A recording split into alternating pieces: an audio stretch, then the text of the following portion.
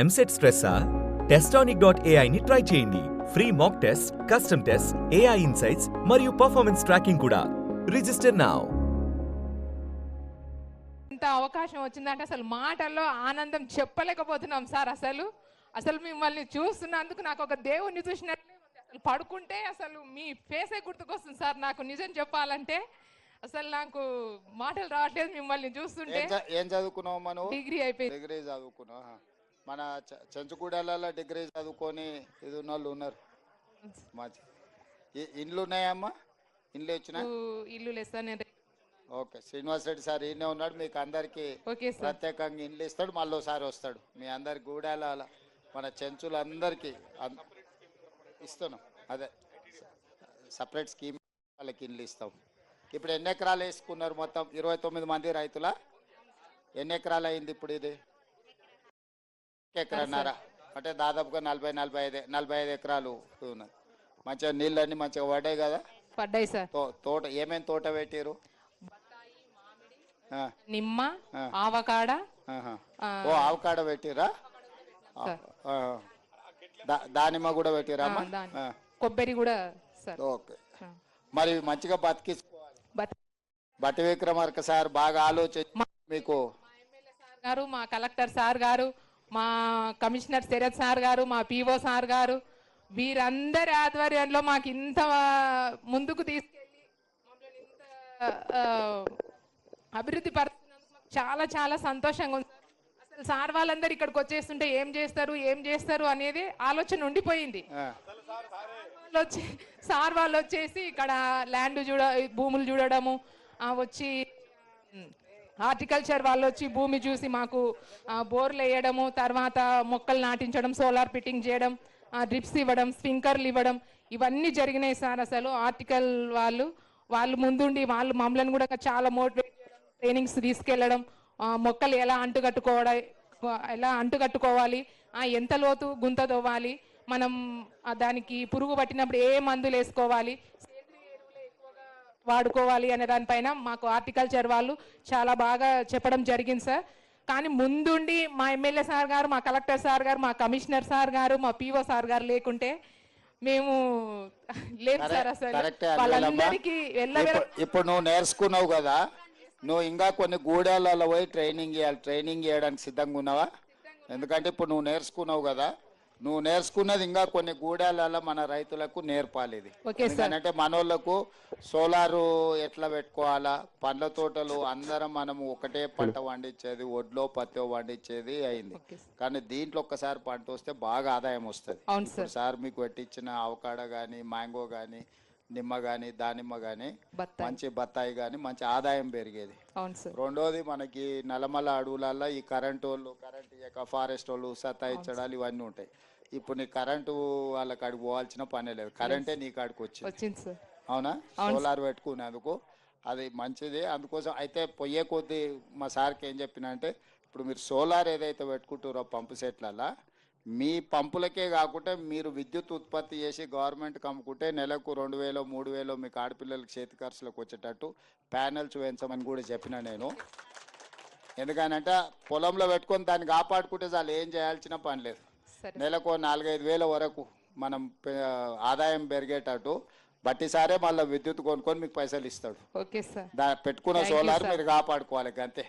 మన సంఘాలలో సభ్యురాలువేనా? సంఘాలలో ఉన్న వాళ్ళందరికీ కూడా కలెక్టర్ గారు వీరిని ట్రైనింగ్ ఇచ్చి వీళ్ళతోని మళ్ళా ట్రైనింగ్ వీళ్ళతో పెట్టించుండ్రి. దాంతో ఏమైందంటే వాళ్ళు ఇంకా జాగ్రత్తగా చెప్తారు. చదువుకున్న అమ్మాయిలు ఎవరైతే ఉన్నారో వీళ్ళకి కొంచెం ట్రైనింగ్ ఇచ్చి వీళ్ళని ఎంపవర్ చేసి లిటరేచర్ అంతా కూడా వీళ్ళకి ఇచ్చి ఎక్కడెక్కడ మనకు గూడాలు ఉన్నాయి, ఈవెన్ ప్లెయిన్ ఏరియాల రైతులకు కూడా వీళ్ళతో ట్రైనింగ్ ఇప్పారు.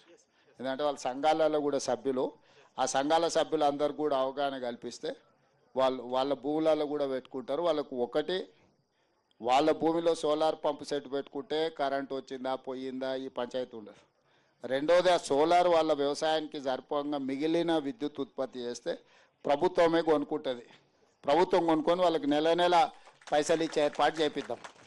అప్పుడు ఏమవుతుందంటే పిల్లల చదువులకు, ఇంటి ఖర్చులకు, ఇంకా ఇంటి ఆయన మీద ఆధారపడకుండా చక్కగా వాళ్ళ పేరు మీదనే ఖాతా తెరవాలి. బటన్ మహిళల పేరు మీద ఖాతా తెరిచి వాళ్ళ ఖాతాలకే పైసలు పోయేటట్టు చూడాలి. మళ్ళీ ఇంటి ఆయన చేతిలోకి పోతే బెల్ట్ షాప్కి పోతాయి. Okay sir. అంతేనా? Okay sir. అంతేకాదు, మీకే ఖాతా తెరిపించి మీ ఖాతాలని వేసేటట్టు సోలార్ పంప్ సెట్లు పెట్టుకొని వ్యవసాయానికి బాగా మన అచ్చంపేట నియోజకవర్గంలో నా సొంతూరు ఇన్నే తెలుసు కదా. తెలుసు సార్. మా అక్కడ పోయి అవునా, అదే అందుకే వచ్చినా కదా. అందుకే మన అచ్చంపేటలో డాక్టర్ గారు మొత్తం కాన్స్టిట్యున్సీలో మొత్తం వ్యవసాయ పంప్ సెట్లు అన్ని కరెంటు తీసేసి సోలార్ పంప్ సెట్లు పెట్టడానికి అన్ని ఇప్పిస్తా. ఒక్క రూపాయి కూడా మీరు పెట్టాల్సిన పని లేదు. 100% ఉచితంగా బట్టి సార్ చెప్పి మీకు అన్ని పంప్ సెట్లు ఇప్పిస్తాం. ఎన్ని నీ నియోజకవర్గంలో పంప్ సెట్లునో లెక్కది అందరికీ 5 HP 7.5 HP ఈ 2 పంప్ సెట్లు ఎట్లు ఇవ్వాలనో ఇచ్చి వాళ్ళకు విద్యుత్ వాడుకోవడమే కాకుండా ఆదాయం వచ్చేటట్టు చేపిస్తా. అంటే ఆ సోలార్ ప్యానెల్స్ కాపాడుకుంటే వాళ్ళు నెలకు 4-5 వేలు 3 వేల నుంచి 5 వేల వరకు ఆదాయం వచ్చేటట్టు చేసినాం అనుకో, పరోక్షంగా వాళ్ళకి ఆదాయం కూడా ఉంటుంది. ఆడపిల్లలు 1 గంట సేపు అట్లా చూసుకొచ్చుకుంటే పిల్లలు స్కూల్కి పోయేటోడు కూడా 1 గంట వచ్చి ఇట్లా చూసుకొని పోయినా కూడా లెక్క తేలుతుంది. కాబట్టి మొత్తం లెక్క తీసుకొని దగ్గర ఎంతమంది ఉన్నారు కలెక్టర్ గారు అచ్చంపేట మొత్తానికి పిఓలు ఎవరున్నారు? శరత్, ఇప్పుడు ఎన్ని ఉన్నాయో ఎలక్ట్రిసిటీ డిపార్ట్మెంట్ వాళ్ళని పిలుచుకొని కూర్చొని కలెక్టర్ గారు మీరు ఇతర అధికారులు కూర్చొని మొత్తం అచ్చంపేట నియోజకవర్గాన్ని దేశానికి ఒక మోడల్ నియోజకవర్గంగా తీర్చిదిద్దుదాం. అన్ని పంపు సెట్లు కరెంటు పంపు సెట్లు అన్నీ తీసి అదర్ దాన్ ఎస్టీస్ మొత్తం నియోజకవర్గం, నాట్ ఓన్లీ ఎస్టీస్.